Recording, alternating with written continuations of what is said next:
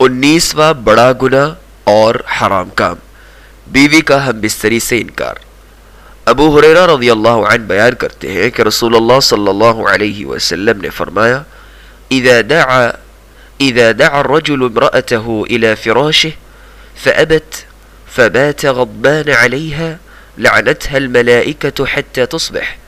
صحیح بخاری شریف دیکھیے فتح الباری شرح صحیح بخاری جلد نمبر 6 صفحہ نمبر 314۔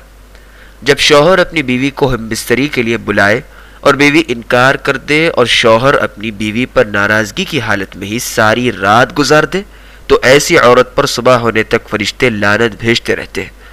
بہت سی عورتیں ایسی ہیں اگر ان کا اپنے شوہر سے کسی معاملے میں اختلاف ہو جائے تو وہ بذام خود خاوند کو بطور سزا ہم بستری کے لیے اپنے قریب نہیں آنے دیتی، جس سے خاوند کے زنا میں مبتلا ہونے جیسی عظیم خرابیاں پیدا ہوتی ہیں۔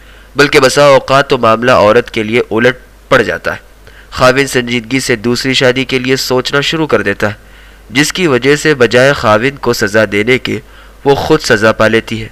اس لیے عورت کو چاہیے کہ جب بھی خاوند اسے جماع کے لیے طلب کرے فوراً اس کی حاجت پوری کرے، تاکہ نبی کریم صلی اللہ علیہ وسلم کے اس فرمان کی تعمیل ہو جائے جس میں آپ نے ارشاد فرمایا اذا دعا الرجل امرأته الى فراشه فلتجب وان كانت على ظهر قتب۔ زوائد البزار جلد نمبر 2 صفحہ نمبر 181، صحیح الجامع الصغیر الالبانی حدیث نمبر 547۔